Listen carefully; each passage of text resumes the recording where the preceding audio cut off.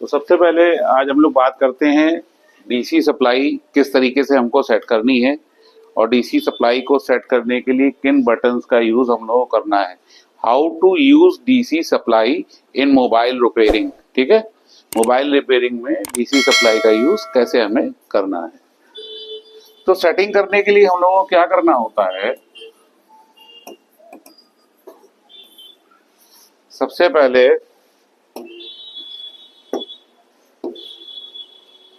हम लोगों को ये एडजस्टमेंट को रन करना होता है।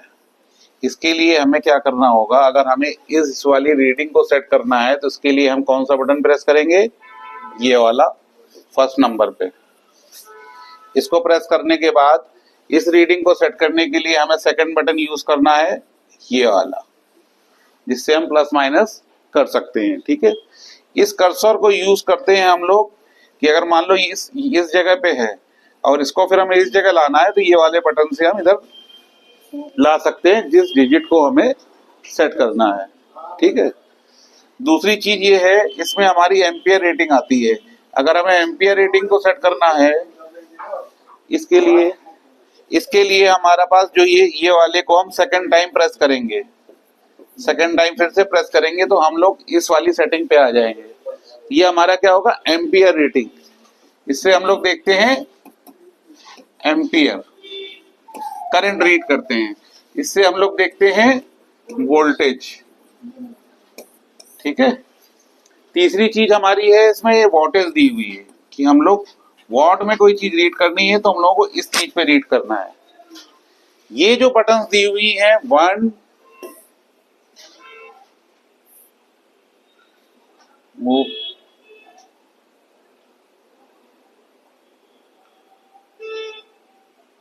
ठीक है, 1 मिनट, ये है, ये जो बटन दी हुई M1, M2, M3 और M4, ये किस लिए यूज हो रही है, ये मेमोरी के लिए यूज हो रही है। अगर हमने एग्जाम्पल हमने इस जगह पे जो सेटिंग करी, यहाँ पे कोई सेटिंग करी, मान लीजिए 4 वोल्ट और 3 एम्पियर, अगर हम इस बटन को कुछ देर तक प्रेस रखेंगे, क्या करेंगे, प्रेस रखेंगे कुछ देर तक, तो क्या होगा, M1 पे प्रेस कर दिया तो हमारी ये सेटिंग 4 वोल्ट 3 एम्पियर की परमानेंट हो जाएगी। ठीक है, सेकंड होती है, अगर हमने यहाँ पे से रखा 3.8 वोल्ट 2 एम्पियर, तो इसको हम लोग कुछ सेकंड तक प्रेस रखेंगे M2 को, हमारी सेटिंग वो फिक्स हो जाएगी। अगर हमने कल को डीसी सप्लाई से ऑन ऑफ बटन से चालू करी, तो हमने चालू की, तो अगर हमने डायरेक्ट M1 का बटन दबा दिया तो ये उसी सेटिंग पे आ जाएगा जहां पे हम लोगों को काम करना है। ठीक है ना, तो M1, M2, M3 और M4 ये क्या है, 4 मेमोरी वाले फंक्शन हैं।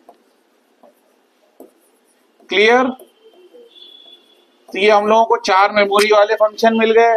ये हमको मिल गया किस लिए है, अगर हमें करंट के लिए सेट करना है कि हमारे करंट को कोई भी, जैसे करंट मान लीजिए शॉर्ट हुआ तो शॉर्ट सर्किट में तुरंत अगर इसको ऑन है तो क्या होगा, बंद हो जाएगी डीसी सप्लाई खराब नहीं होगी। तो इसके लिए हम यूज करते हैं ओवर करंट प्रोटेक्शन। क्या यूज करते हैं, ओवर करंट प्रोटेक्शन। ये वाला है हमारा ओवर वोल्टेज प्रोटेक्शन।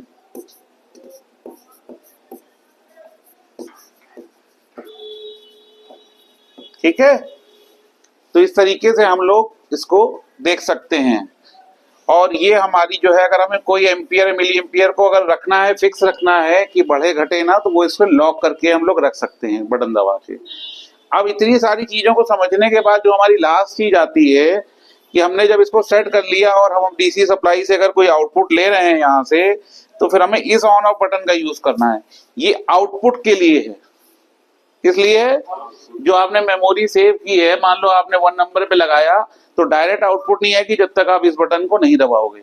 और ये आपका मेन ऑन ऑफ स्विच है, मेन। क्लियर हो गया, इसी तरीके से डीसी सप्लाई को आप ऑपरेट कर सकते हैं, सेट कर सकते हैं और अच्छे से ऑपरेट कर सकते हैं। इसी तरीके से आप डीप नॉलेज लेने के लिए आप आ सकते हैं हमारे इंस्टीट्यूट में। Most welcome to UMT advance institute Kanpur. धन्यवाद।